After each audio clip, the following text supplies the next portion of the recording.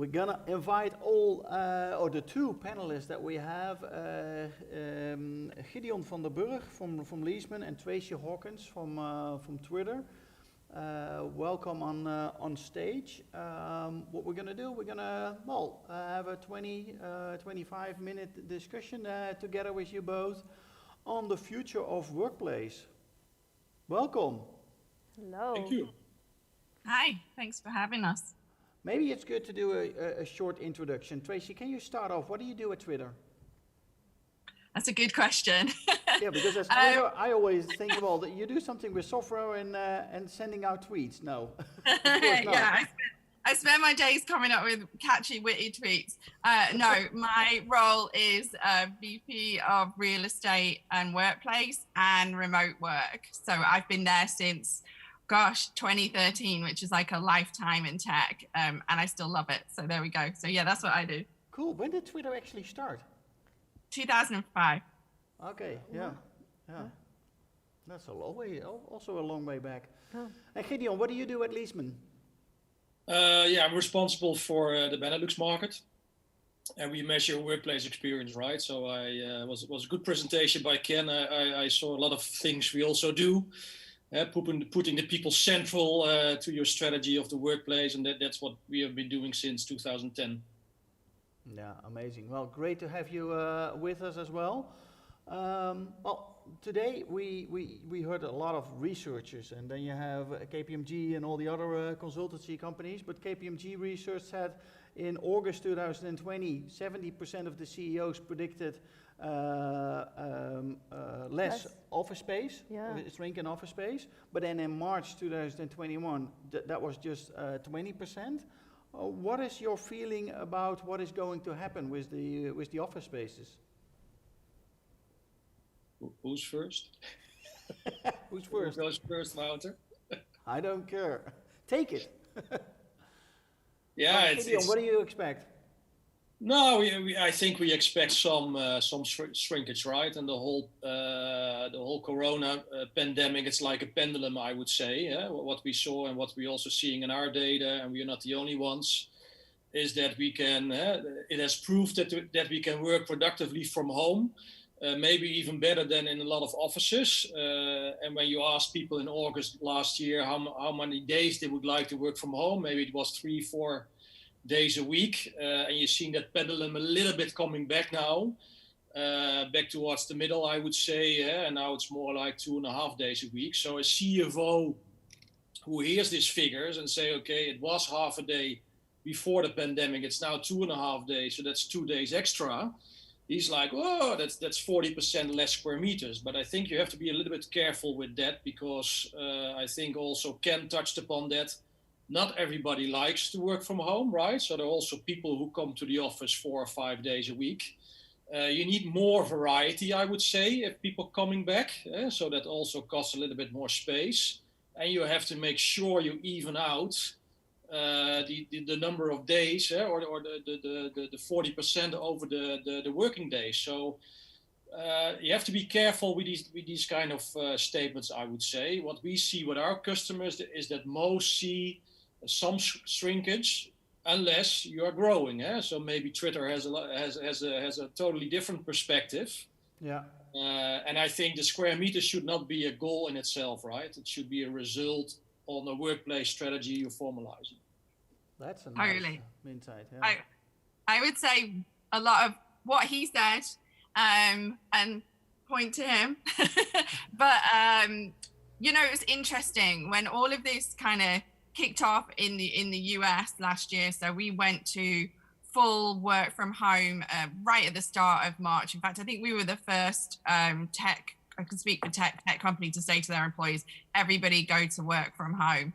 And for the first 3 months, everyone was like, oh, this is the future. This is amazing. I'm doing this forever. I can do my laundry, and I can sort my house out, and I can do some work, and it's amazing. And I love it.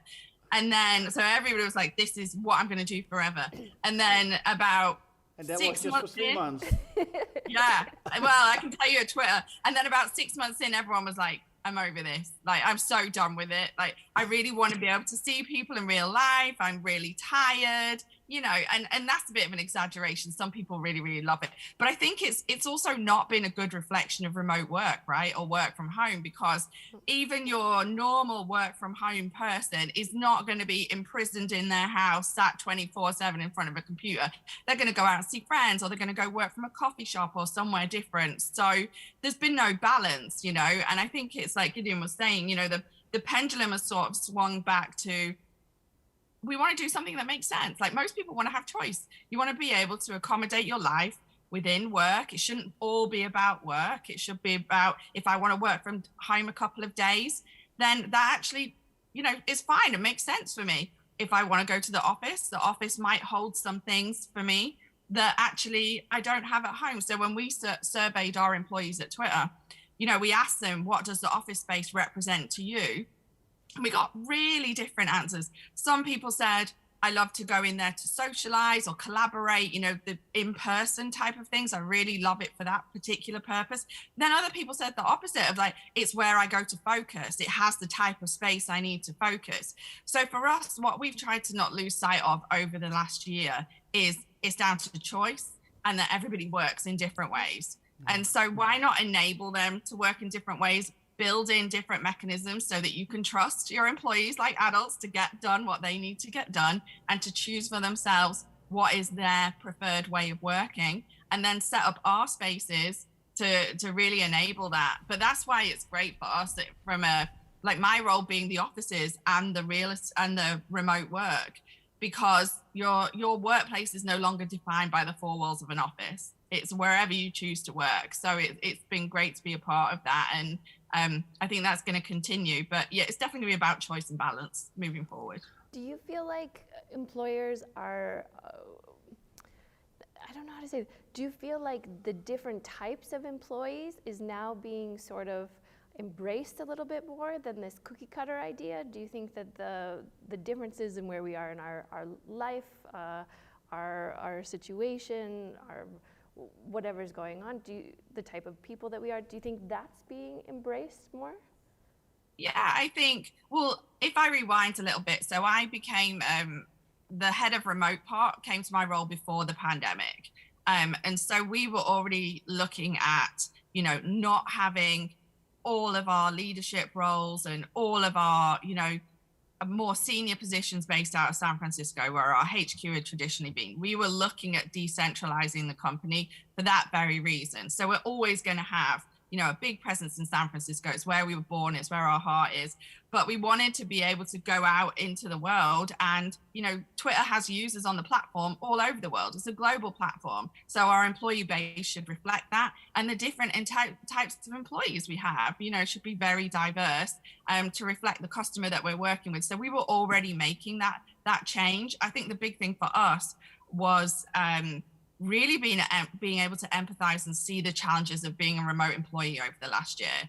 Really being able to see what that looked like for somebody who was home all the time, and discovering new ways of working more asynchronously, and different things that we did actually in person that work better like this. So when we do our all company meetings, we're probably going to do them all like this in future, rather than, you know, cramming into what we call our commons, the big cafes, and having other offices dial in.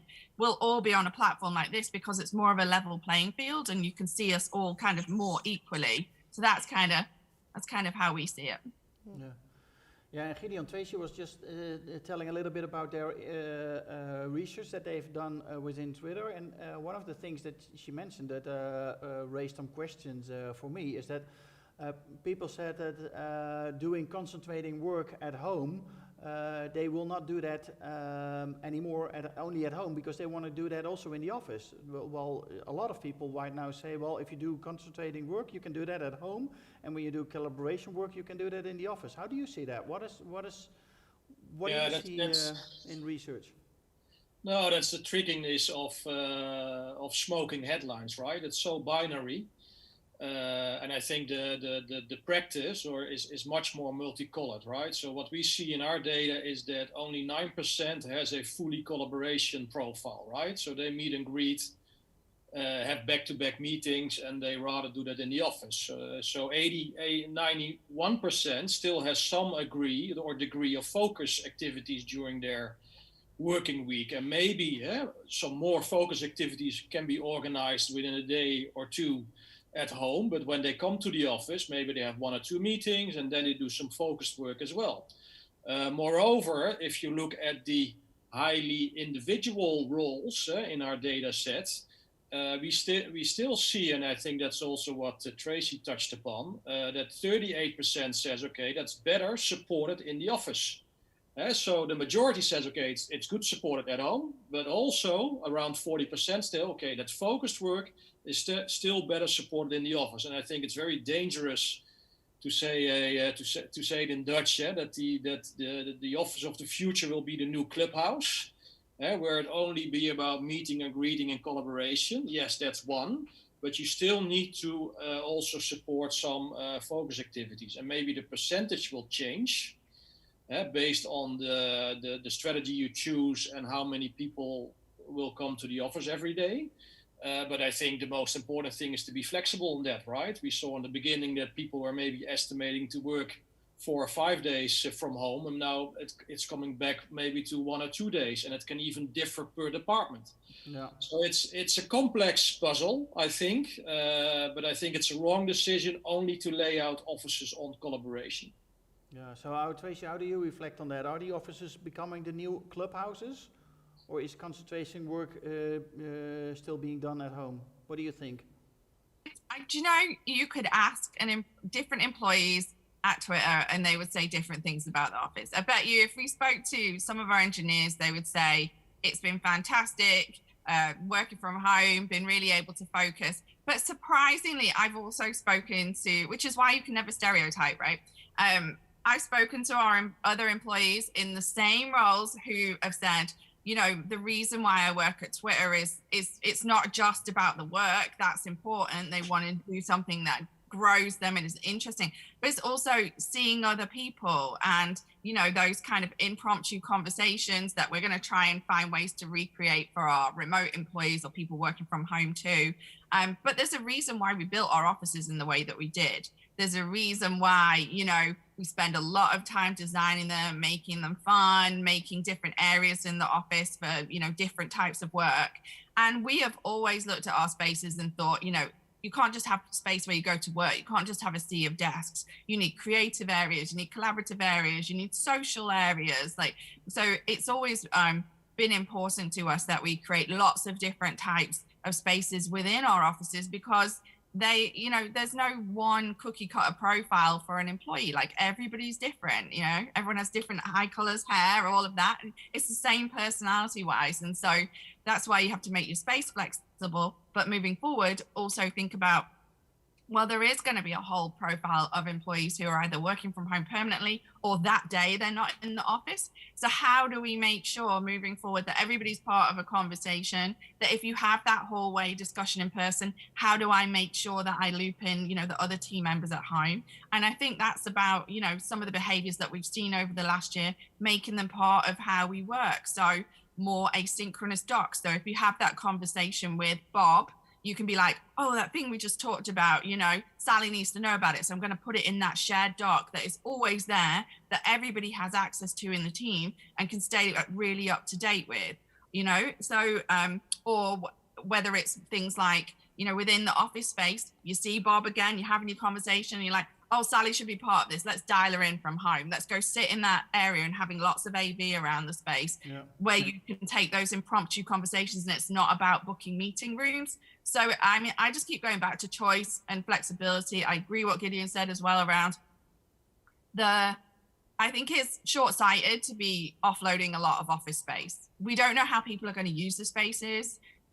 We don't know if people are going to feel like, oh, I don't want to be crammed in as much after COVID. We have data from surveys, like we've done surveys, but that people have filled that out while they're, you know, in London, they're not comfortable going on the tube, or in the Bay Area, they don't want to go on the BART. You know, it's like they're still filling it out in a kind of COVID mindset. So I think we need to give folks some time to come back, monitor those human behaviors. We're going to have sensors around our space that's going to tell us how, you know, not that Bob is sat in this chair, but generally how many people are in an area, which areas are popular. And I think it's going to be important for our real estate professionals to have that growth mindset, you know, continue to watch and see how people use the space so that we can flex, and because there'll be things that we haven't thought of at this point. So yeah, it's going to be an interesting year ahead, I think. Yeah, I think so too. So what can we learn? What lessons can we learn from the remote work that hit in really fast when the pandemic started? Shall I go first? Yeah, you can. No, that technically it's possible to work productively from anywhere, right? That's the headliner for me. But and I think a lot of line managers, which might have been a little bit skeptical in the beginning, the employees proved that if they are giving the trust, a lot is possible. And I think we also know that the office isn't dead because we missed the connection to our organization, we missed the connection to colleagues, we missed the cultural element, and also what Tracy touched upon is the learning from others, and especially I think the unstructured learning from others, right? Overhearing a senior solving a problem, a water cooler moment, etc., etc. So I think I think what's also important to mention is that the average office is actually worse supporting some activities than the average home, which is designed for living. So I think also and I don't think that's the Twitter office is another good example there, because I think they are way up there. But I think the average office, and that's also shown by our data, is scoring lower on a lot of elements than the average home. So maybe we need less square meters, I don't know, but for sure we need better square meters. Well, I have to say we did the Leesman, what should I call it, test almost for Dublin, and we scored pretty highly. So thank you for that, Gideon. No, it's your employees who are judging, not us. We only the methodology, so it's your employees rating the workplace. I would highly recommend it. It actually really makes you reflect on kind of how your space is working and, any gaps and all of that. So I think it's really, really great. As far as remote work goes in the last year, I think it's shown us it's totally doable. But a lot of things are doable in an emergency situation, right? You sort of make it work. You hear about people who come across an accident and suddenly they're super strong and they can lift a car that they couldn't normally lift in real life, but it's not for everybody. And it has to be thoughtfully done. I think, we did a survey with our employees to ask them, part of the survey was, how productive have you been? And people have said super productive because they've been in like emergency mode and they really want to keep the culture going, keep the work going. But when they asked if they enjoyed how they did it, they're like, I was productive, but I can't keep this up. This is I'm in emergency mode. Yeah. And I think the other thing is there's a whole profile of employee that I would see in the office every single day that I don't work with, but I would still stop and say hi and we'd have a chat and it was good for raising the profile of my team, understanding what was going on in other teams, but I don't have a project or something active I'm working on with them. So I haven't spoken to those people in a year. So I kind of feel like in some ways, my understanding of some of the different teams at Twitter maybe has narrowed a little bit, even though I've tried to keep in contact with folks, because I'm just not having those, impromptu conversations. So we definitely need to find ways of recreating those as we go back into the offices, because that's brought back to me that our remote employees are potentially missing out on a really important part of the culture. And as more folks, I think up to 80% of our employees have said they're going to be in the office like 2 or 3 days a week, are going to be working from home. We need to find ways of keeping everybody connected so that everyone has the same access to being part of the culture, participating in really meaningful work, and just having growth opportunities, career opportunities. So that's going to be really important. And we've learned that the asynchronous work has been really, really important for keeping us aligned and, keeping everybody focused. Yeah, I think the growth opportunities is really interesting, right? Because you hear that there's a bit of, shoulder rubbing when it gets to, or getting noticed, or talking to the right people, or just getting on teams. So if you're not at the office, are the people who are more inclined to be working at home then not going to be up for for management, or how does that work? That's really interesting. Yeah. I think so too. But well, the office is as live as ever before. Probably we can mention that. Different countries in the world are close to returning to that office space. But how should we, should the average workplace, what can we do to make that the office space of the future after the pandemic? What should we do? Where should we start? Gideon, what is your view on that? That's a big question, Wouter. But I would say, okay, put your people first, right? Put your people centric, work with different personas, as Tracy also touched upon. Everybody is different. Some people like it, other people don't like it for certain reasons. Create flexibility, create choice, create variety of workspaces. Don't only look at collaboration, but also on concentration. And I also say, okay, I also would say, keep it a little bit fluid after you make the changes, right? Because also what Elizabeth just touched upon, we just don't know what's going to happen. No. If part of the team is in the office and the others is not, and you have a hybrid meeting, is that still functioning? Or do some of the team manager who are working from home that day say the other week, okay, we have this meeting again, didn't really work out. Yeah, the meeting was okay, but I missed the 5 minutes before, the 10 minutes after, the pat on the back. I'm coming to the office again because I'm not visible. Yeah. So I would urge to have some flexibility in the solution you would choose, I would say. So don't transform the offices too fast, and if you transform, be flexible. Yeah, so also when you see something in the Dutch press of some big corporates who said, okay, it was 70% desks, 30% collaboration, we're going to switch that around. I'm like, oh my God, how can you make this decision for the next couple of years? I would make it more evolution rather than any revolution, I would say. Yeah. And what is that evolution at Twitter? What are you doing to really make that office space even better? Well, I would say I 100% agree with Gideon, actually. Making big, bold moves when you haven't actually even seen how people use the space or their habits or how often they're coming in real life yet, I think is a mistake.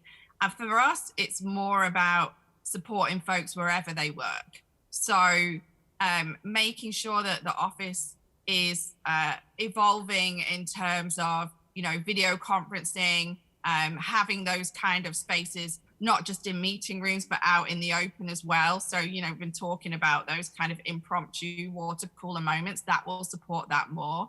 But I think as well, it's if you focus on the office too much, it's a mistake. You've got to kind of look at the whole working experience. You've got to look at the behaviors and the type of thing that you're trying to encourage. And if you want to support remote work or hybrid, as it's being called, then your leadership need to be brought into that. That's not going to work. If you have somebody in charge or a leadership team that wants to be in the office every single day, it's natural for employees then to be like, okay, well, they're saying one thing, but they're doing another. So the leadership really need to have an agreement that even if they love being in the office, they're going to work from home a couple of days. They're going to be part of this change, Yeah.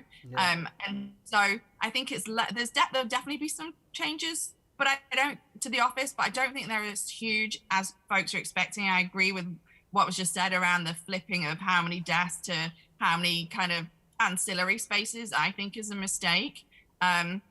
Because also you've got to take your employees along on that journey. Your employees left the office when, you may have had one-to-one desking and they had a certain expectation.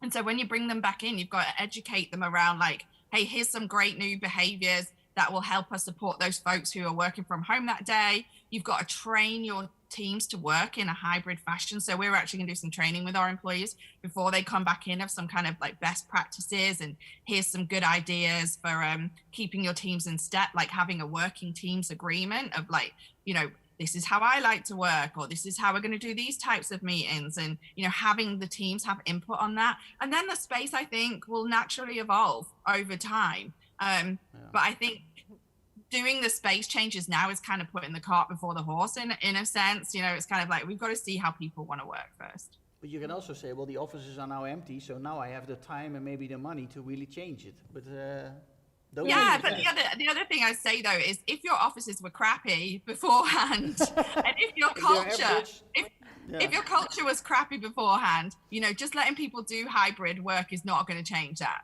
So you need to have a holistic view of like, do we have a good culture? Were our offices really working before, or were there things that we wanted to do? So you're right, you know, everyone's out of the offices at the moment, so now's the prime time to make changes. Yeah, so it's a good statement, Wouter, you just said, because the question, okay, how many days would you like to work from home? Maybe that's 4 days because your office was bad, right? So, and the question then is, as an employee, do you want that? Because we don't know the effect. Because we also, Tracy also touched upon productivity, and that's, if you look at our surveys and you connect the dots within the survey, you see that it's mostly driven by focused and concentration work, individual productivity. And we don't know yet what the whole lockdown does with innovation, recreation, creativity, learning from others, management development. So on the longer term, we need offices. So if your offices are bad and everybody says, okay, I would like to work from home 4 days a week because I don't want to go back to that office, then you should act. Yeah. So not everybody was born equal. So you cannot state, okay, this is what you should do. And I think some things like video conferencing, that in our scans that jumped from 70 to priority 8 or something, and you know that noise levels is the biggest productivity killer in the office. Yeah. So if you don't have a lot of space, please act now and do some changes already. But to make a bold change now and invest all your budget into this moment, I would say that's a bit dangerous. Better do some things which you know where your office is lacking, and then see, okay, how it evolves. Yeah, makes sense. That makes really sense. Makes a lot of sense. So I guess we had a discussion also about the future of investment in sustainability, and that was also about the really great, good offices, good buildings, the smart buildings. They will be the front runners, and everybody would like to go there, and they will get also a higher valuation. That will also account for probably workplaces. If you have an amazing workplace, that really attracts people to go there. And if you have an average workplace, well, people will maybe stick at home, but that will make a huge difference on the outcome of your business, probably. Yeah, especially on longer term, right? Yeah. Wow. Do we have some more questions? I don't know. What do you think? I feel like the themes of today have really come together, and I think this session, these last 2 sessions, really sort of summed up some great things. You know, put your people first. Don't take micro steps. Invest in tech. Invest in sustainability to make lots of money, and really think with the end in mind, but experiment along the way. And I feel like that's kind of some of the things that came up today. Yeah. Thank you very much, Tracy and Gideon. Yeah. Thank you. Wonderful. It was great to have you with us. Looking forward to speak to you again soon. Yeah. See you next time. Thank you so much. Thanks for having us participate. Bye. Bye. Likewise. Bye-bye.